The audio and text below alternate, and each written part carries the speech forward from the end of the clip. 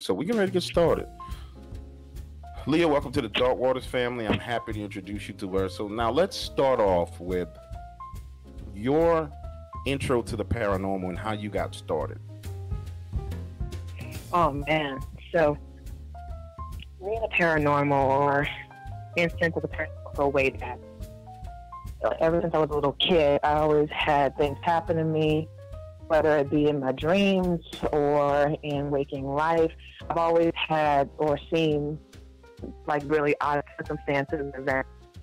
Never really told anybody about it because of how strange they would be. And when you say these kind of things, you have to be really careful about who you say them to. Other people will question your sanity and things like that. So I usually just bottled everything up to myself and dealt with it as it came. Just roll with the punches. Absolutely. And when you say, what's the earliest paranormal event you can remember as a child? What's the first thing that you can remember happening to you? I'm going to get my dartboard and see which one it hits first. There's so many. It happens. When it happens, it all happens at one time and like a roller coaster. But the first one that's very prevalent in my memory was one of my first instances at a Christmas party. Now, at this Christmas party, my grandmother, before Katrina happened, she used to have these she had a wonderful big brick house. It was beautiful. She had all these rooms. She had it decorated so well. And she would invite a lot of people over, a lot of friends of the family, a lot of family members, and she's a very social woman. And she would decorate her house to the T. And she was always decorated to the T. My grandma was a very stylish woman. And there would be people everywhere. Some people I would know, some people I wouldn't know, but every room was filled. So, of course, to me as a kid, I didn't really like being around people. I would try to find the rooms that were least populated. But during this Christmas party, I went into one of the back rooms where the piano was. Now, the piano was very old, and as a kid, I used to bang on it and play on it, and it was a little fun, out of tune, but it was fun. And it was right across the hall, very small, narrow hallway from the bathroom. And I look over, because I felt something in the bathroom, and I look over, there's a man. And this man was also just dressed so sharp and so crisp looking. His outfit, everything. He had slick black hair, pressed shirt, pressed cuff. He had on nice black slacks, shoes like mirror shiny, just dazzling. And he had a nice trimmed little mustache, and he had a clean shaven face, no scruff or nothing. But even though he didn't have any beard or anything, he was still looking in the mirror like he was trying to find some scruff, but there wasn't any. He didn't notice me or anything, so I was just watching him. And then he walks out of the hallway into the little breakfast nook that's adjacent to the hallway, and he sits down on the couch and crosses his legs and puts his arms on the back of the couch and was looking at everybody. I didn't know who this guy was. I didn't really say hi or anything. I just let it be. That after the party, I didn't see him, so I just went over whatever.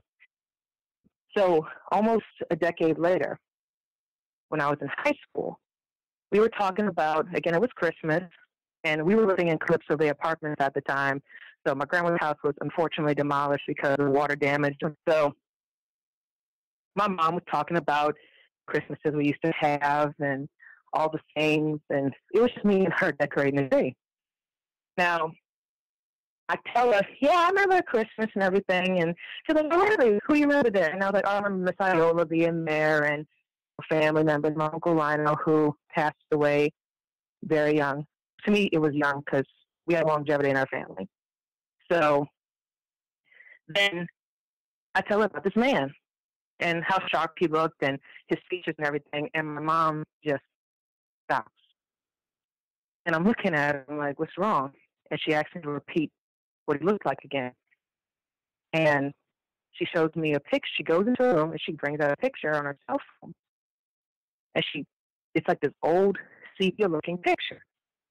And I look at her and I say, I know it's familiar. That's the guy I saw. She's, you know who this is? And I said, no. And she says, that's your grandpa. I never knew my grandfather. My great-grandfather, I knew. He was my fur boss. I knew him. But my grandfather died when my mother was 21, 22 years old. I never knew him in my life. So She was like, Leah, you saw my daddy. And that was one of the first paranormal things I've ever experienced. And then after that, some things became volatile. Like in my nightmares with sleep paralysis, other things became just really weird quirk instances where I would see things. But that image of seeing that man or the apparition of my grandfather was the thing that stuck to me. And it's just been snowballing since then. Wow, that's amazing. It's not even creepy. It's just like it was mesmerizing, really, because it was just so subtle, and he acted not out of the norm or anything. And I've never seen this man in my life, so it was a paranormal instance, but it never really stuck to me, and it still doesn't faze me as being eerie or creepy. It's just been like, oh wow. So kind of heartwarming a little bit. Never really knew who he is, and then I see that brief motion image of him. So that's always stuck with me. Now, let me ask you a question. Could you please verify something for me? Because I've been telling people this for a long time. The paranormal in New Orleans, to me, I've said paranormal is the normal here in New Orleans, meaning that people in New Orleans have paranormal encounters all the time. We just don't make a huge deal out of it. It's just something that we experience. It's something that happens here in New Orleans. And I've been telling people this for years. And they're like, oh, no, that's crazy. That's amazing. I'm like, no, I've been to people's house for Thanksgiving dinner. And they'd be like, no, don't sit in that chair because that's a grandpa's chair. And he gets mad when you sit in that chair. You sit there and your arm will start getting hot. And you sit in the chair, your arm gets hot, and they start laughing at you. You know what I'm saying? So expound on that for me. What has been I guess you could say, what is your mindset when it comes to the paranormal here in New Orleans? Like I said, kind of like what you said, with paranormal in New Orleans, because of the history of New Orleans, and New Orleans has such a deep cultural history. We're very vivid with traditions that we have, the influence of other cultures that we have, and especially the historical events that take place. And also, to add to the unfortunate matter, there's a bunch of violent acts that happen in New Orleans. And when you look up things about paranormal and the occult, a lot of violent activity that ends up in bloodshed increases the amount of paranormal activity because of the amount of violence and bloodshed and death that occur. So I just think that with the history that we have here, when paranormal events happen, it's like, what can you do? It's like the rain. You can't stop the rain, and you can't stop the weather. So when things happen like that, you can either let it consume you and make you absolutely paranoid and just grief-stricken, or you just suck it up and roll with it. And you learn how to cope with it as much as possible. Because in the end, it's still your life, and you're experiencing it. So why let something that you can't control your life? And that's why I think that most people in New Orleans are so fluid when these, extraordinary things happen. I'm sure other places in the United States, I don't know, maybe people in Salem experience the same thing. That place has a lot of history. And other people in Gettysburg, maybe, or near Gettysburg, maybe they experience a lot of things as well, and they just roll with it. But I can't speak for them. I'm just assuming because of how we deal with ours. Yeah, that's what I've been telling people. It's just the way we deal with it here in New Orleans. It's definitely prevalent. When I say it's prevalent, it's a part of our life. But it's not something to where it's earth shattering or earth shaking for people in New Orleans. And you think about the number of traumatic events we've been through here in New Orleans. Periodically, the whole city is wiped out by a freaking hurricane or a flood every 40, 50 years, 100 years on average. I don't see it as being a huge deal for us. Now, let's move on to your artwork and your book. First of all, tell everybody about your book and where they can find the book. So, my book is The Sanguinarian Inn. It is available in both ebook and in print on Amazon. You can get on Amazon Kindle. You can get on Barnes & Noble. You can get it on Smashwood. And you can also get it from my publisher's website, which is Night to Dawn Books and Magazine, LLC. So you can get it on either form. And my book. Go into the book a little bit. I'm sorry. Sure. The book encases around World War II. Now imagine this. You're a girl growing up in 18th century London. You have absolutely no idea who your family is, your origin story, or anything of the matter. The only thing that you know is prevalent is that as you're looking after your old caretaker, you have prevalent nightmares that constantly bombard you every single night. And these aren't just regular nightmares. You wake up in a torrent of screams and cold sweats. Everything about them, from the fire burning in the house to it scorching your feet to the feeling of being trapped in the smoke choking your lungs, haunts you every day as you wake up. But yet, you do wake up and you continue on daily life caring after your dear old guardian. Until one day, when she passes away, all the things that she hid in life start to come back at you since you were the one taking care of her. And as these things start to enclose themselves around you, you feel something within you click and start to change. From the searing burning in your eye to the cramping in your stomach to your muscles and legs aching, you feel yourself collapse and start to change in a way that not even death would give you mercy from. You figure out that all of this points down to one person, an infamous madman who scourges all of Eastern Europe, plaguing everyone with the same type of hideous actions. So you follow him on a hell-bending rage through Eastern Europe to seek your revenge over what you become while battling your own insidious bloodlust. And that's the tip of the iceberg of my book. Yeah, I could definitely tell you're an author the way you put those words together, because that is beautifully laid out. It really is beautifully laid out. Everybody could not get the name of the book, but guys, I'm going to copy a link and post it into the chat. So my book, and a lot of people do question me about my book title, The Sanguinarian Id. I know it's a very sanguinary. It's one long word, but the reason why I chose that name is because the ID, is the basis or the starting point of Sigmund Freud's personality structure. The id is the instant gratification. It's what you want. It doesn't care about how it gets. It doesn't care about what it takes. It just wants it, and it's constantly hungry. Sanguinarian derives from the Latin word sanguis, which means blood, so one who is bloodthirsty, so the sanguinarian id.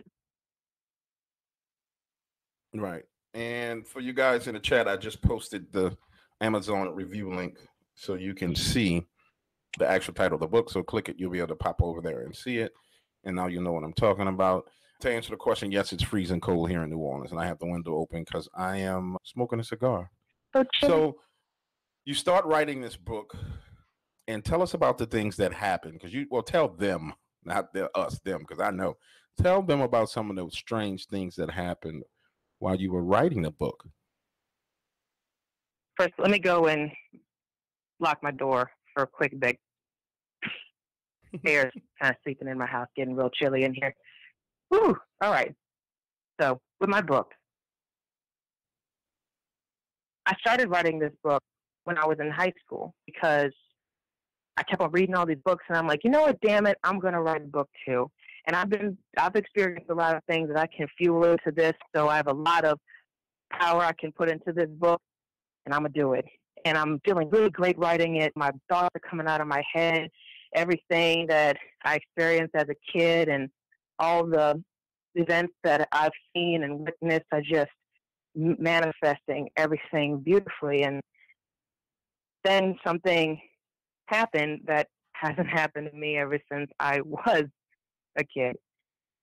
When I was a kid, I experienced night terrors. And due to a lot of reasons, these night terrors were very prevalent, which engaged the theme of nightmares in my book. And I would wake up, really, I wouldn't even know how much time or anything has passed. It would just seem like time did cease to exist when these night terrors would happen. And I would wake up in a daze and confusion, not knowing what just happened or where I am sometimes. So when I started writing this book again, the night terrors came back, but this time it was altered. See, before when I had these night terrors, I would have feelings of being jerked and yanked and pulled and crushed and suffocated.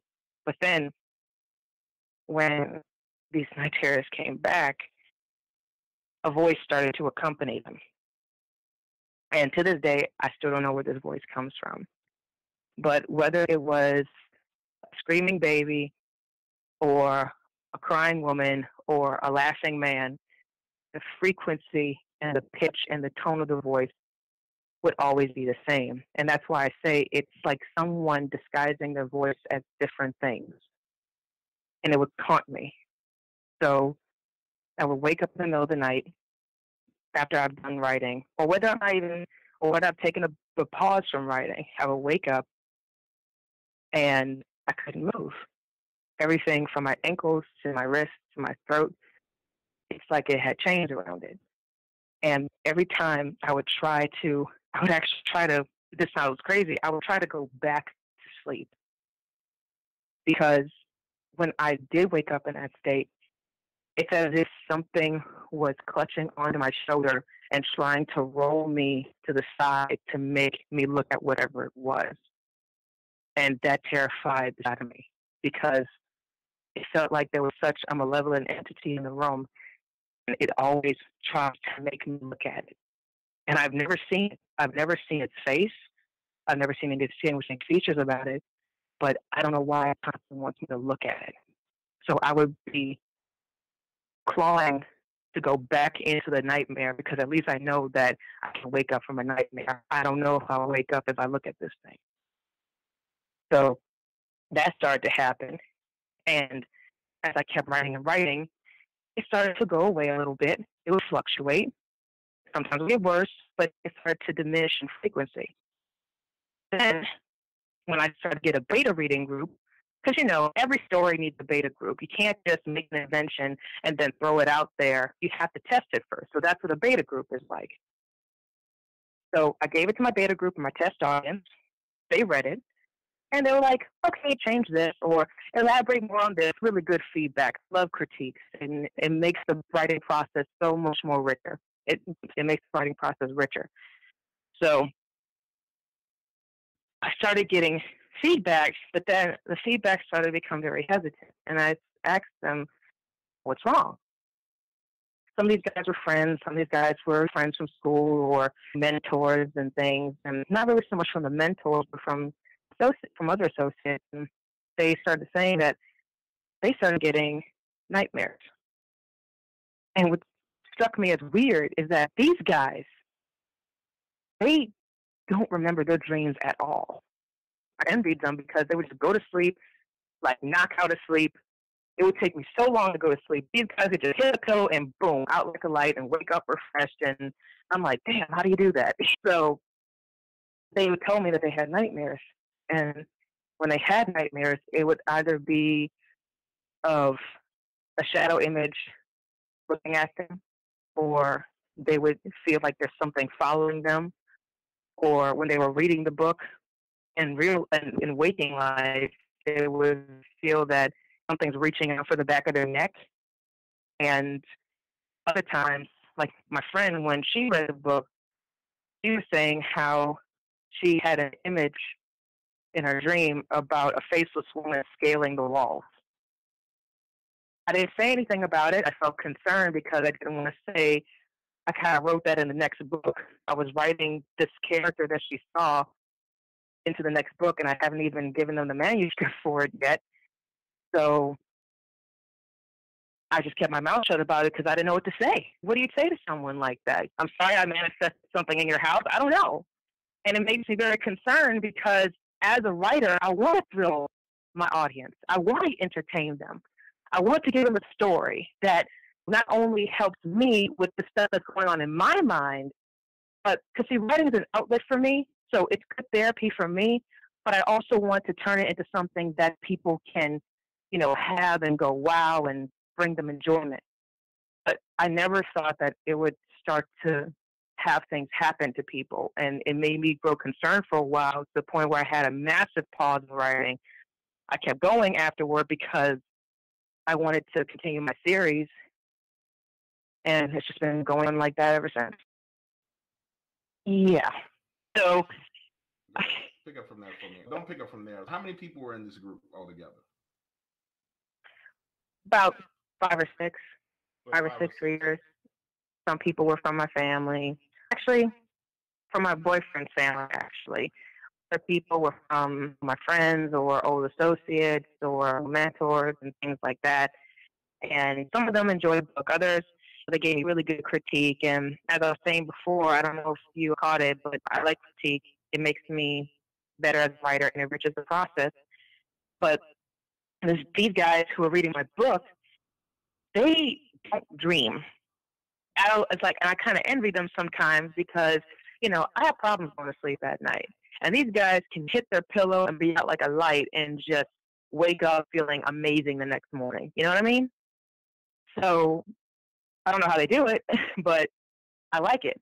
So when they started to read my book, they gave me feedback, and the feedback was great, but they started to become very hesitant. And I was talking to them, and I started to say, look, level with me. If you don't like the book, you don't like the book. If you like the book, you like the book. Just let me know what's going on. What I have to change is you're not going to hurt my feelings. Tell me if something's wrong with it. And they're like, no, it's nothing wrong with your book. It's just, I just haven't been sleeping right. And I started asking them, well, what's going on? And they were saying how they were having nightmares. And at the time, see, I have multiple books in this series written, and I go in and I flesh them out. When I'm done with the first book, I go in the second one, get done the manuscript, and keep writing. I never stop writing. So they started telling me how they would have nightmares at night of figures standing in the corner, or when they're reading the book, they would have to stop because they would feel like something's reaching out from the back of their neck. And one of my friends, she said that in her nightmare, there was a faceless woman scaling the walls in her nightmare.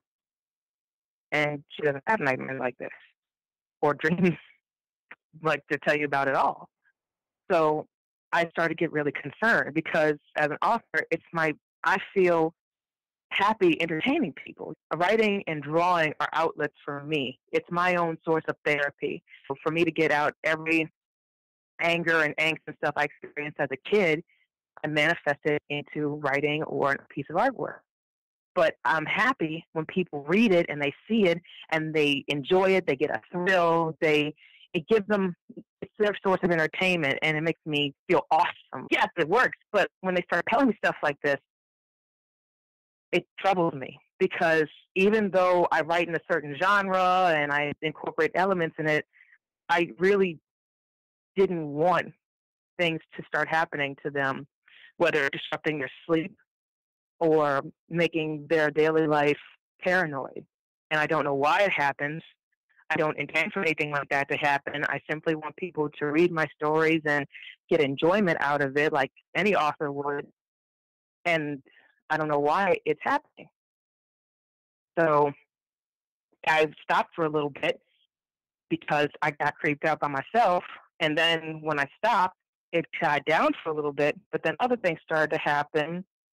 And I just kept on, either way, I wanted to keep on writing because I have a series and I wanted to keep the flow going. But I just had to pause and stop writing for a little bit because it just started to bother me way too much. Do me a favor. Don't write nothing about me down on no piece of paper nowhere. How about you do that for me? I don't need none of them problems. Don't write nothing down about me nowhere. I think it's interesting. And the thing is that I started to get pissed off because I'm like, all this stuff is, people are saying to me that these things are happening to them. And I'm thinking, damn, if what I'm writing is manifesting something, why can't they put a new car on my driveway? That would be great. Like, I just keep on writing, like, new car tomorrow morning, 7 a.m., new car tomorrow morning.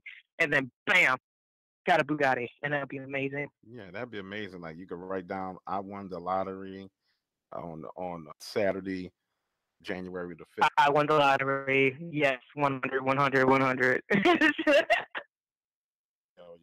dollars. But no, that would be cool. That would be amazing. But it definitely is a skill to have. And it's probably a scary gift to have. But like Sally. But the one thing that really began to trouble me was that my boyfriend, he's one of my beta readers. And just because he's my boyfriend, that doesn't stop him from being as blunt as possible, which I highly respect. Because, when you're writing or you're in the storytelling process, you need as much critique as possible. So if it sucked, if it's great. And he would let me know, no matter how harsh it was or how blunt it was or how critical it was, it helps me with the process. It makes it better. I need that. I don't need to be sugar-coated. And he's a very pragmatic person, exceedingly pragmatic. He doesn't believe in a lot of spiritual things, and he goes along and does this thing. And he thinks horror movies are funny, and he thinks horror games are absolutely funny because of how ridiculous some of the concepts are. And I can see how he thinks that way. And then when he was in my house, he was walking to the kitchen, and I was in the shower. And you know when you're with someone for a long time, how little inflections in their voice can tell you that something's wrong, like whether they're hungry or they're sad or they're tired. When they say things, you can tell what kind of mood they're in. So in the shower, getting out of the shower, and I finish, and I hear footsteps in the hallway going towards the kitchen, and I hear him just go, yeah, just like a question, but it was really stern. And I come out and I say, "Am I wrong?" And he said, "I just saw myself walk across the hallway." And I don't know what to say to that because he's never said anything like that before. And I'm just looking at him. I don't say anything. And he's like, "Didn't you hear me?" I say, "Yeah, I just saw myself walk across the hallway." See, Dark, in the past, I had seen things like disembodied shadows when I would go see. I don't like going to cemeteries, and I don't like going into antique shops because I get really weird feelings, and it just creeps me the hell out. I want to go see my family's graves and everything for All Saints Day and everything, but I don't like staying around there that long because I just start to get really kicked out. So I would see disembodied shadows when I was a kid sometimes. I wouldn't say anything about it until, really, this is the most I've ever talked about it at length. So when he said that, I just try to dissuade the conversation. Let's go watch some Futurama. Okay, let's not pay attention to that. Let's just go watch some Futurama, and I'll make us some popcorn. It'll be great. Okay, okay. What's going on? It was just, So I how would does try he to deal make with? I would try to make light about the situation because the situation is already terrifying as it is. Why make it more depressing? How many times would you say he's experienced something since you guys have been in a relationship? 4 times. Only 4 times. They have been spaced out very often. One of those times was him seeing an image of himself walking across the hall. The other time was when he first started reading my first manuscript. He was in his parents' house, and he was in his room and everything. And he was reading my manuscript, and I was talking to him about ideas I had about creatures that I'm trying to draw, because everything I write, I draw. I don't want any of my readers to get any kind of middleman. Everything that's in that book, I draw. Every character that's in that book, I draw.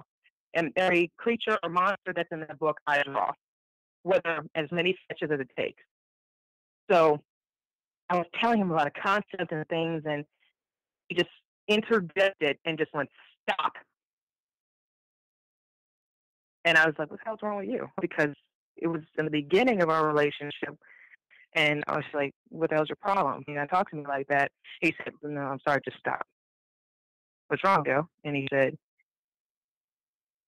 "I just feel like something's about to jump out at me. I don't know why." And I'm like, "Where are you at?" "I'm in my room and the lights are on." And this was in the middle of the day. It's not at night. It was in the middle of the day. And his room back at his parents' house has a lot of light in it. So there should be no like weird shadows anywhere. And he said, I feel I have to get out of here. I feel like something's coming to get me. And I just stayed silent until he felt comfortable talking again, and I didn't bring up the conversation of what I was drawing again. So that was the other time that he experienced Now, did it. I miss the part? What exactly were you drawing? Because I think I missed what it was that you were drawing. I was drawing one of the creatures from my book, a creature concept because around the world, my book incorporates a lot of vampire species from around the world. There's not just one type of vampire. There's vampires in Germany, in Japan, in Brazil, everywhere. And a lot of these things don't have images to them or drawings. They just have very vivid descriptions. So I read about them and I research them, and I'm like, oh, okay, cool. So I try to draw in my head what they would look like and characteristics that they have, and my characters that are a vampire species. So I was drawing this character concept of one of these species from my book in the later on series, and like later on in the series, and I've never brought up that character again to him until after that conversation. Wow. What about his second encounter or one of his other encounters?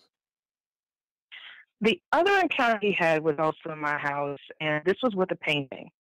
Now, I get a lot of commissions from people. I do a lot of wedding invitations. I do a lot of family portraits and child portraits, and people like it because I draw.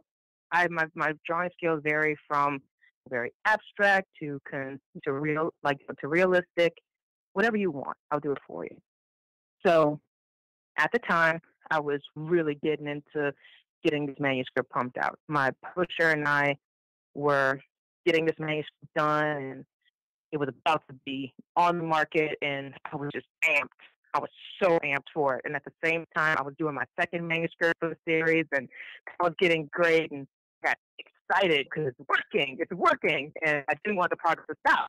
So I was happy to take commissions. So I'm in a good mood. I'm taking commissions. What do you need me to draw for you? And this little girl, I'm not going to say her name, but this little girl, she is just she's one of the prettiest little girls I've met. And she's also exceedingly polite. Like, this child's manners are impeccable. Her parents did an amazing job raising her. Cutest little thing, short, and her skin is like alabaster, and her hair is like platinum corn silk. This child is like white to a stark degree, but she's just so cute, and she has a dainty little voice.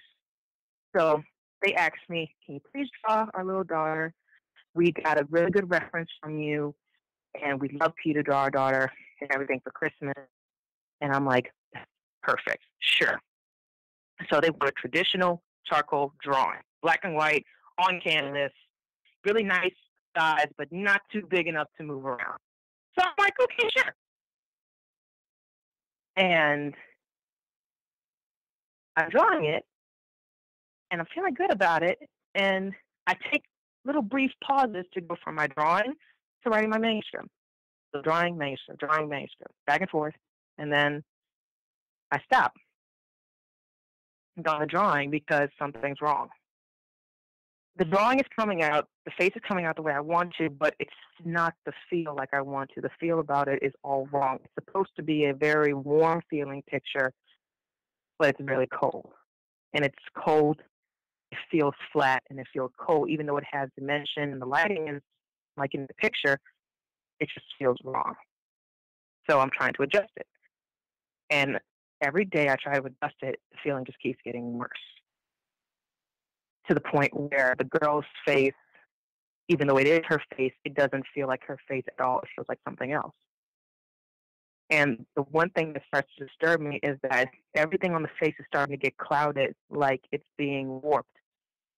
But the girl's eyes are staying sharp, just extremely sharp, like they're almost leering at you. So I stopped that, and I put that that charcoal drawing in the corner of my den, and I just leave it be. I'm like, because I think maybe I'm working on it too hard. Maybe I need to give myself some rest from it. And I'm not going to lie, Waters. My eyes are not the best. I have astigmatism. So a lot of the things that I see, sometimes I take a step back and I try to reevaluate it because my eyesight is so, I don't have any clarity to my eyes. But the feeling coming from this painting is just escalating. And it gets to the point where I cannot walk away from this painting with this drawing with my back turned. I literally have to face, when I see it and I want to leave the room, I have to keep looking at it and walk backwards until I'm out of the vicinity. I don't trust it. And it sounds stupid, but I just don't trust it. And it makes no sense. Even when I say it today, it makes no sense to me about why I'm feeling. So my guy comes over, and he's like, hey, babe, what's wrong? And the paranoia that I'm having from this painting is so strong now that I'm feeling it even in my room. I'm feeling the eyes on me even in my room. And when you see this painting, from my house, my room is right across from the kitchen. And if you look across the kitchen to the den in the back room, you can see the painting. And I point to the painting and I say, do you see what I see?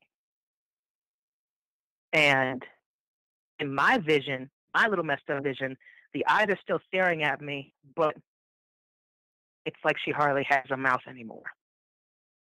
And Joe just stops. And I say, just tell me how the painting looks to you. Just tell me how the painting looks to you. And he says, do you want to be honest? Yeah.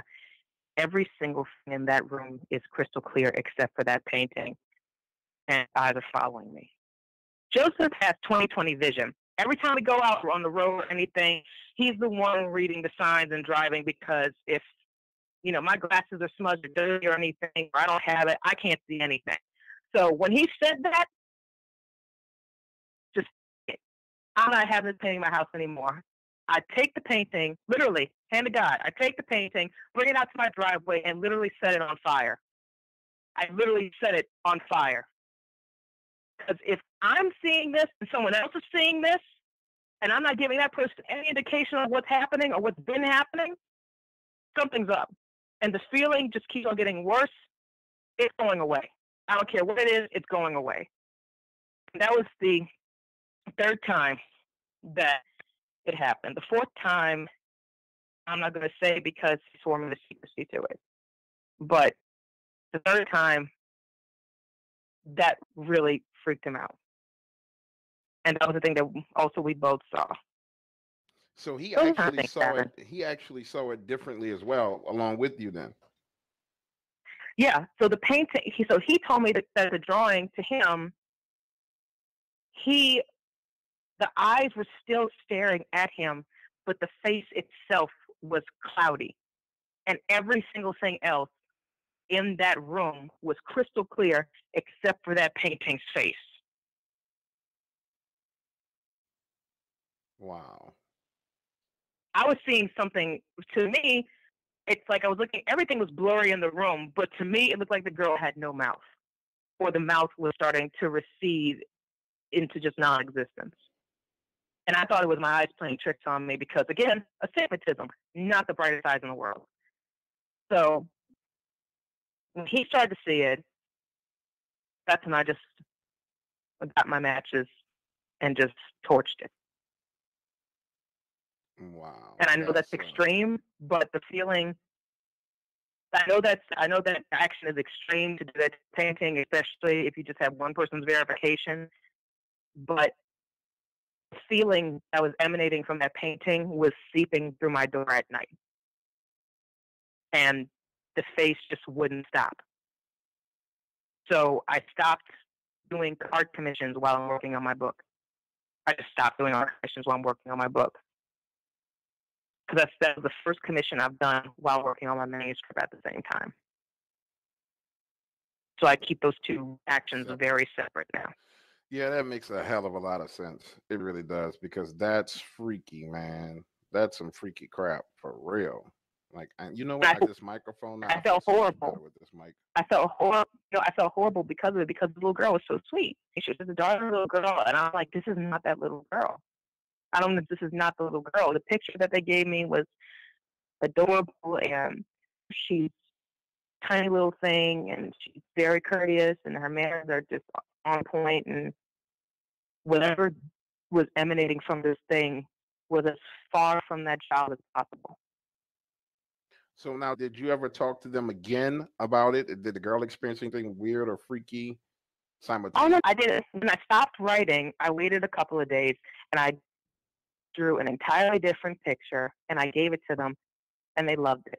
And the little girl loved it, and her parents love it. And I apologized to them. I said, I'm sorry it took me a while to create your picture. I had a couple of family things. I lied, and I said, a couple of family things came up that I had to tend to, but here's the picture. I also created a digital image for them as well, just to say, here's a little extra gift from me free of charge for patience and waiting your commission to be done. And they love it. And they even hired me to do another commission for them for another family member for the graduation party. That one took a while because I had some events come up in my manuscript, and like I said, I just refused to do anything while I'm working on my manuscript again, another person. That's crazy. Now let's move on to And let's move on to some of the other crazy things that happened. You were telling me a story about something that happened to Joe when he was asleep. Remember your story you were telling me on the porch? Tell him about that one. That one was freaking weird. he was asleep. Remember you were writing in a book and he started mumbling in his sleep? Yeah, so here's the thing about Joe.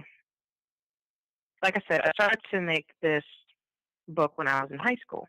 And I draw every character, everything that's in that book, because I want to get it out of my head as much as possible in real life. So I met my guy at MechaCon, and to those who know anime or who follow anime conventions, MechaCon is an anime convention that happens in New Orleans, and it used to happen at the Hilton Hotel. I think it's moved now, but it used to be at the Hilton Hotel. So I went there, and in my book, I have a character. His name is Joseph, Josef, and I go there to the anime convention with my friend and my other friend, and I see this guy, and he looks exactly like my character. When I go up to him, we start talking and everything. He's really cute, and he seems knowledgeable about a lot of things, and he says, "My name's Joseph." And I just keep talking, but in my brain, I'm like, and then it's crazy because his dad looks like my villain and he looks like my protagonist. And if you see the picture of the two, it's insane. And I believe I showed you the picture of the guy in my book as well as of Joseph. One night I was doing my manuscript, and when the creativity sparks, you gotta start writing. So it's wee hours of the morning, like 1 a.m., 2 a.m., and I'm just writing and writing, and it's going good. And then I get to a roadblock, and I'm like, oh, damn. I'm trying to think of the dialogue for this person. I'm writing, and then Joe, he had a horrible day, and he suffers from chronic migraines. So he asked me beforehand, "Is it okay if I'll be next to you because I want to sleep in the bed. I don't want to sleep on the couch." I'm like, "Sure."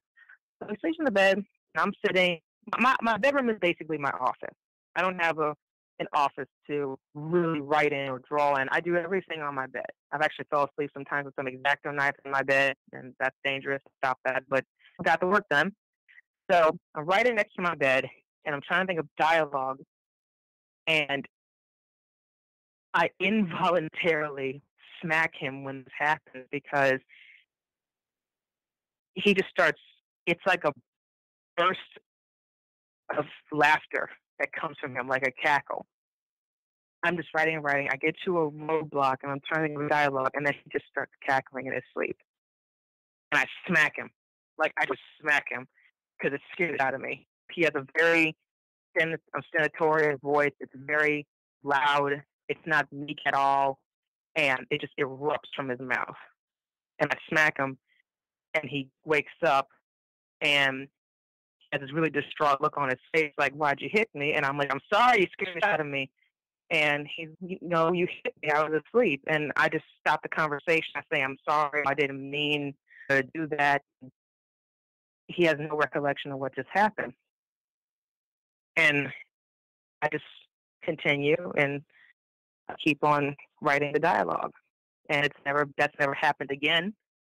He slept in the room again while I was writing dialogue, but that was the one instance where it happened. That's crazy. That's crazy. Yeah. When you first told me that, I was like, "Oh, that's insane, man. That's absolutely insane that would happen to him." But guys, I met Joe. Joe's a cool dude. He's my kind of guy. Just a laid back. I've showed you the picture. Yeah, I've seen the pictures. Yeah, I've seen all of it. Oh, I'm not doubting you. I'm just trying to make everybody else understand that what kind of stuff goes down out here in these streets. I wanted them to understand. I know. Trust me, I know. Believe me, I do know. Let's pick up with this. Talk about the next book that's coming out. a little bit. Like, touch on what you're working on now. Sure. So the next book that's coming out is the continuation of the Sanguinarian Id series. It's the second part of the series, and it's following my main character, Hale, on her hunt for revenge against Mendelsohn, the madman Mendelsohn. So it gets deeper into World War II. It gets deeper into what the Nazis did with the occult. A lot of shady things are being brought into light. And my first book goes into human trafficking, and this one goes even deeper into human trafficking because it's all interwoven within this insidious master plan. So it's a lot grittier. There's a lot more explanation on vampires and what they do and how the whole biology of them works. There's a lot more medical malpractice, and there's going to be a lot more illustrations that I'm going to be manifesting. Because the first book had about 22 illustrations in it, and people really liked it. So this one's going to have a lot more. Wow. When you start talking about, and I touched on this last night a little bit, when you start talking about human trafficking and the prevalence of human trafficking and what's going on, you will find that behind the scenes of that is a lot of evil. And I mean, not fictitiously, I mean, like, there's a lot of bad that happens associated, and it runs parallel with it. Actually, the human trafficking is the blood that pumps through the veins of evil people and evil things as well. And I told people last night, I was so happy when I was reading like this presidential executive order that was like going directly after people who were human trafficking and sex crimes, and because that is the one thing that feeds all the evil that goes on this planet. It's amazing that it's all coming to light, and it's cool that your book will be coming out soon, and it'll be touching on things that actually are really going on right now. They're going on literally as we speak. There are people out hunting pedophiles, several of them that I've talked to, hunting them down and killing them. I mean, it's a great. And the one thing, and there's nothing, one of the most insidious things that happens on this planet is human beings being turned into commodities or treated as inanimate objects by these evil people. And one of the most satisfying things is not only finding these people that are trapped and helping them get a stable, normal life away from these like monsters, but it's seeing these monsters get their comeuppance, exactly what they deserve, and all the justice just being dished out and hitting them exactly where it needs to be. Yeah. So it's a gruesome subject. It's really one of the darkest things that people can talk about, and anybody who experienced or knows of people who have suffered because of human trafficking, it's just deplorable in all aspects. Touching on that subject in my book, as well as medical malpractice, is very, it's like trying to swallow a brick. It's not, it's either way you try it, it's going to hurt going down. But to write these things and then to write about how that revenge gets sought out and all of the justice being done to them, it's a good feeling to know how these guys get everything dished right back to them. No, I hope they get it dished back to them tenfold. Okay, ladies and gentlemen, we're gonna wrap it up right there with Leah. Leah, here's what I need you to do before I let you go. And you're more than welcome to go back to YouTube and listen in, because we're gonna do a few story comparisons. But tell everybody how they can find your book and how they can get in touch with you. Alrighty, so The Sanguinarian Id by L.M. Labat. That is my author name, L.M. Labat. You can get it on Amazon.com in Kindle or in ebook format or in print format. Either way, it has the illustrations. And the cool thing is about the print book is that it's not a glossy cover, it's matte color, so it has a skin-like feel to it, and it just makes the experience that much more unique when you have it in your hand, you're reading it. You can also get it on Amazon in print as well. You could get it on Smashwords, or you can get it from my publisher, Night to Dawn Magazine and Books. And you can contact me via Facebook, LM Labat on Facebook.